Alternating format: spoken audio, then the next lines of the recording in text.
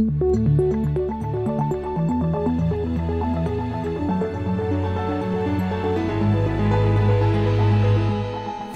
This Morning.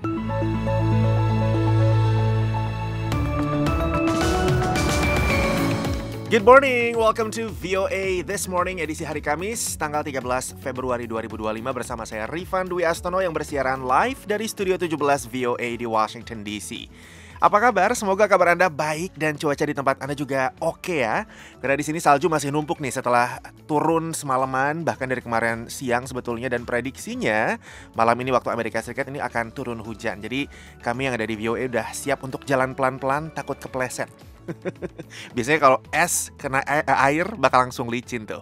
Tapi seperti biasa redaksi VOA pagi ini sudah siap untuk menyiapkan serangkaian berita hangat dari dalam dan luar negeri. Di antaranya Menteri Pertahanan Amerika Serikat mengatakan pengembalian perbatasan Ukraina ke batas-batas sebelum tahun 2014 tidak realistis, dan ia menganggap keanggotaan Kiev di NATO sebagai bagian dari solusi perang. But we must start by recognizing that returning to Ukraine's pre-2014 borders is an unrealistic objective. Presiden Prabowo Subianto dan Presiden Turki Recep Tayyip Erdogan kompak mendukung kemerdekaan Palestina.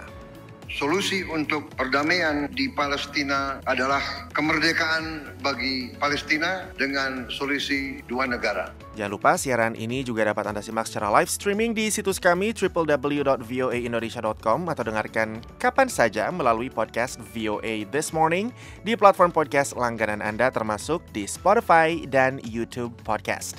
Kini kita mulai siaran pagi ini dengan berita dunia bersama Nur Hadi Sucahyo. Under the previous order, the motion to reconsider is considered, made and laid upon the table, and the President will immediately notify... Upaya Presiden Amerika Serikat Donald Trump untuk merombak aparat intelijen negara tampaknya akan terus berlanjut setelah para anggota Kongres mengukuhkan Tulsi Gabbard sebagai Direktur Intelijen Nasional berikutnya. Senat pada hari Rabu memberikan suara 52-48 untuk mendukung Gabbard, menolak dengan tipis kekhawatiran tentang pengalaman dan pernyataannya di masa lalu tentang kebocoran intelijen rahasia dan hal-hal lainnya. Gabbard mendapat dukungan dari semua senator Partai Republik kecuali mantan pemimpin mayoritas Mitch McConnell yang bergabung dengan Partai Demokrat untuk menentang konfirmasinya. Komunitas intelijen perlu kembali fokus pada misi utamanya, yaitu mengumpulkan intelijen dan memberikan analisis yang tidak bias terhadap informasi tersebut, kata pemimpin mayoritas Republik John Thune yang memuji Gabbard pada hari Senin ketika anggota parlemen mulai memperdebatkan pencalonannya. Partai Demokrat kurang antusias dan mengajukan permohonan pada menit-menit terakhir kepada rekan-rekannya di Partai Republik untuk menolak Gabbard. Menteri Pertahanan Israel pada hari Rabu mengatakan semua akan hancur jika Hamas gagal membebaskan para sandera pada hari Sabtu, sebagaimana ancaman yang disampaikan sebelumnya. Israel Katz mengatakan jika Hamas berhenti membebaskan para sandera, maka tidak akan ada kesepakatan dan akan terjadi perang. אם החמאס לא ישחרר את החטופים הישראלים עד ליום השבת, Katz menggarisbawahi bahwa ancamannya ini senada dengan Presiden Amerika Serikat Donald Trump yang telah memperingatkan akan ada harga yang harus dibayar jika para sandera tidak dibebaskan. Gencatan senjata yang rapuh menghadapi ujian yang signifikan menyusul tuduhan Hamas bahwa Israel tidak memenuhi komitmennya sesuai kesepakatan gencatan senjata, termasuk dalam hal pengiriman bantuan kemanusiaan. Hal ini mendorong kelompok militan itu menyampaikan ancaman akan menunda pembebasan sandera berikutnya yang sedianya dijadwalkan pada hari Sabtu.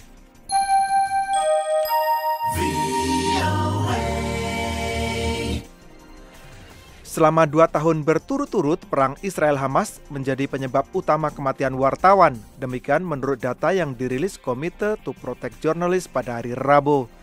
CPJ mengatakan di seluruh dunia, 124 wartawan tewas terbunuh pada tahun 2024. Ini menandai tahun paling banyak menewaskan wartawan yang pernah tercatat bagi para pekerja media sejak kelompok kebebasan pers tersebut mulai mencatatnya pada tahun 1992. Setelah 82 wartawan yang terbunuh di Gaza, negara dengan tingkat kematian tertinggi adalah Sudan dan Pakistan dengan masing-masing 6 kasus dan Meksiko dengan 5 kasus. CEO CPJ, Jody Ginsburg, mengatakan kepada VOA ini merupakan indikasi meningkatnya kerentanan bagi para wartawan secara global.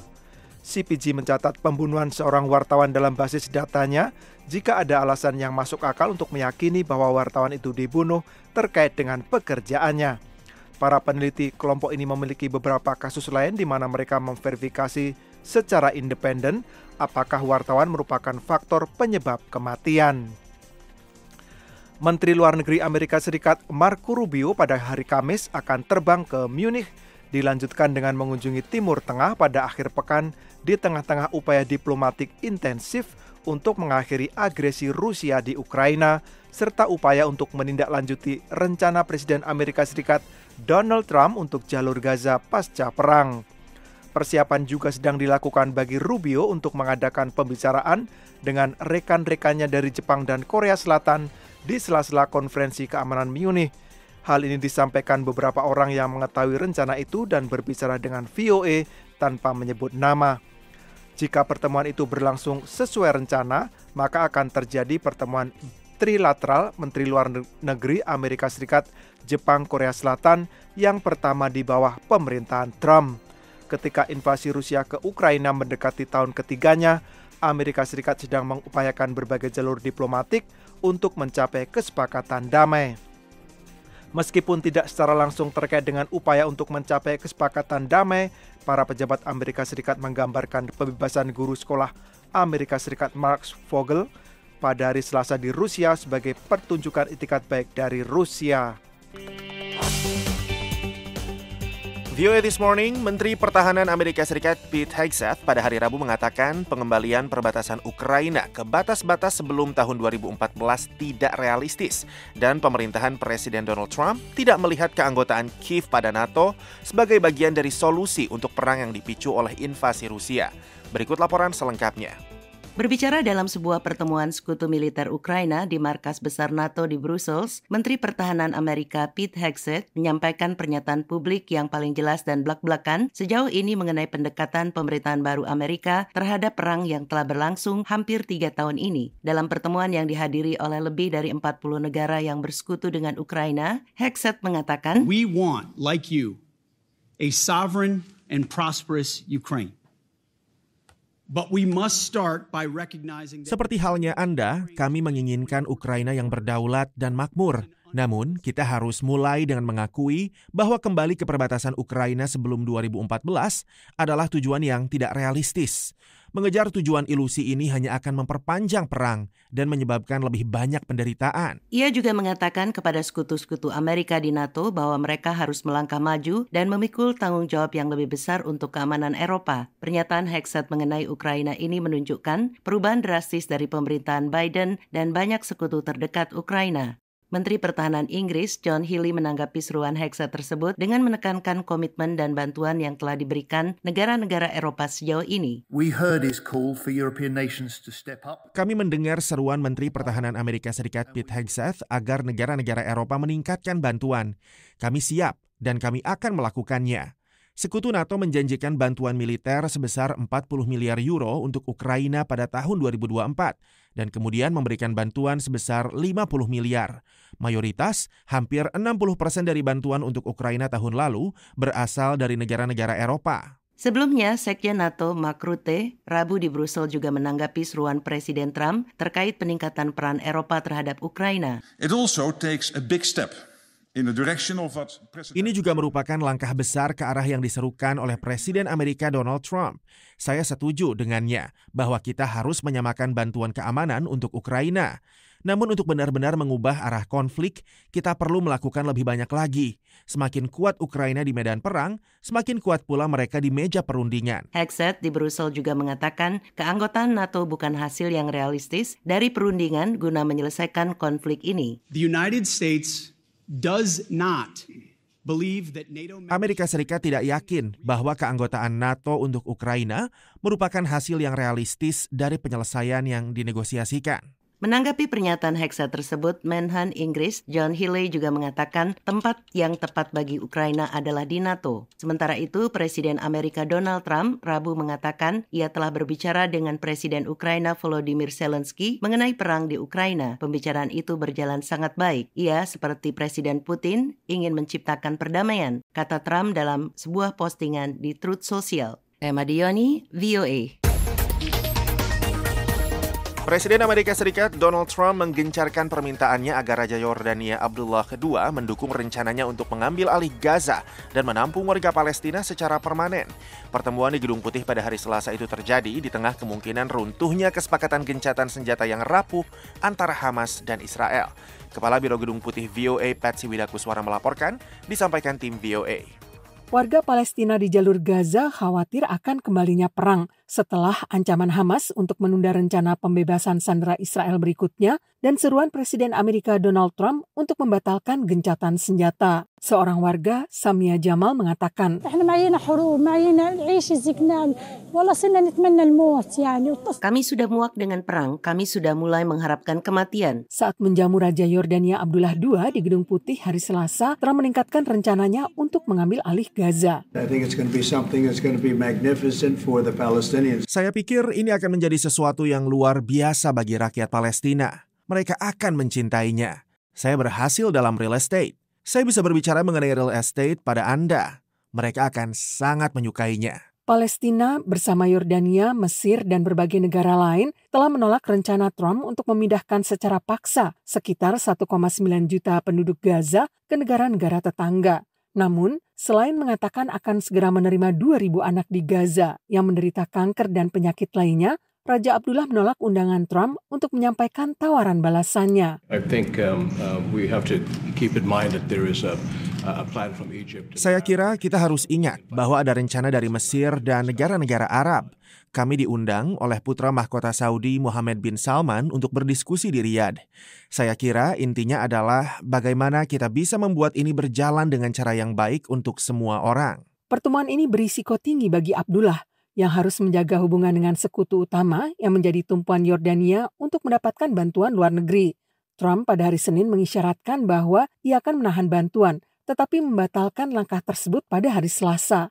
Banyak warga Yordania adalah keturunan dari warga Palestina yang mengungsi. Jika Abdullah mendukung rencana Trump, hal itu akan menciptakan masalah politik dan ekonomi yang besar dan memungkinkan masuknya Hamas, kata Gaith Al-Omari dari Washington Institute for Near East Policy. Hamas could create not only domestic problems in terms of terror, but also there's a fear that Jordan might then become a staging ground for attack. Hamas tidak hanya bisa membuat masalah di dalam negeri dalam hal teror, namun juga ada kekhawatiran bahwa Yordania akan menjadi tempat untuk menyerang Israel. Semua ini akan menciptakan ancaman yang sangat-sangat berat bagi stabilitas Yordania dan bahkan mungkin kelangsungan hidupnya. Al-Omari mengatakan bahwa rencana pengambil alihan oleh Trump menghentikan dorongan bagi Hamas untuk melanjutkan gencatan senjata. Pada hari Senin, kelompok yang ditetapkan Amerika Serikat sebagai kelompok teror itu mengancam akan menunda rencana pembebasan sandera berikutnya. Israel akan menyerahkan Gaza kepada Amerika setelah perang, kata Trump. Warga Gaza kan tidak setuju dengan hal itu. Utami Husin, Madeyoni, VOA Washington. The Voice of America, VOA. Kemudian kita beralih ke Indonesia. Isu Palestina menjadi salah satu hal penting yang dibicarakan dalam pertemuan Presiden Prabowo Subianto dengan Presiden Turki Recep Tayyip Erdogan yang melakukan kunjungan kenegaraan ke Indonesia pada 12 Februari. Wartawan VOA Gita Intan melaporkan dari Jakarta. Kedua kepala negara itu satu suara terkait komitmen dan dukungan mereka terhadap kemerdekaan Palestina. Presiden Prabowo Subianto mengatakan bahwa solusi dua negara atau two-state solution merupakan solusi yang tepat agar tercipta perdamaian. Di bidang hubungan internasional, kami menegaskan bahwa Indonesia dan Turki berpandangan tetap bahwa solusi untuk perdamaian di Palestina adalah kemerdekaan bagi Palestina dengan solusi dua negara, two-state solution. Kita juga mendukung perdamaian di Suriah dan di Ukraina. Presiden Turki Erdogan dalam kesempatan itu mengapresiasi sikap bangsa Indonesia yang secara tegas terus membela hak-hak warga Palestina. Ia menekankan Turki dan Indonesia akan terus bekerja sama dalam membela hak-hak Palestina dan akan membantu rekonstruksi Gaza pasca konflik. Altını çizerek tekrar ifade etmek istiyorum. 1967 sınırları temel. Menurut Erdogan, berbagai upaya yang menghalangi kemerdekaan Palestina adalah tindakan yang tidak sah dan hanya akan memperpanjang konflik, meningkatkan pertumpahan darah, dan dapat memperburuk ketidakstabilan di kawasan. Pengamat Timur Tengah dari Universitas Indonesia, Agung Nurwijoyo mengungkapkan, selama ini Indonesia dan Turki memiliki kesamaan, yaitu komitmen yang cukup kuat dan secara konsisten untuk tetap mendorong perdamaian dan kemerdekaan Palestina lewat solusi dua negara. Agung melihat bahwa kunjungan kenegaraan Erdogan yang tidak hanya ke Indonesia namun juga ke Malaysia dan Pakistan memiliki makna tersendiri. Menurutnya, kunjungan Presiden Turki itu ke tiga negara tersebut merupakan sebuah sinyal tertentu setelah Presiden Amerika Serikat Donald Trump mengemukakan pernyataan terkait pemindahan warga Palestina di Gaza. Lebih jauh, Agung mengatakan bahwa Indonesia dan Turki bisa tetap mendorong gerakan-gerakan yang mendukung solidaritas global bagi warga Palestina. Selain itu, kata Agung, dalam komitmen mereka mendukung Palestina, Indonesia dan Turki juga perlu menolak isu pemindahan warga Palestina di Gaza karena mereka juga punya hak untuk tinggal di atas tanah mereka sendiri. Perlu untuk mengikis dan mengcounter sebenarnya ide-ide terkait dengan displacement tersebut. Kalaupun akhirnya displacement itu tetap dipaksakan, tentu harus ada kemudian cara-cara yang memang benar-benar solutif gitu ya untuk penyelesaian masalah. Jadi dua negara ini menurut saya sampai sekarang punya peranan yang penting gitu ya dalam konteks memberikan aspirasi global terhadap isu Palestina. Dari Jakarta, Gita Intan melaporkan untuk VOA Washington.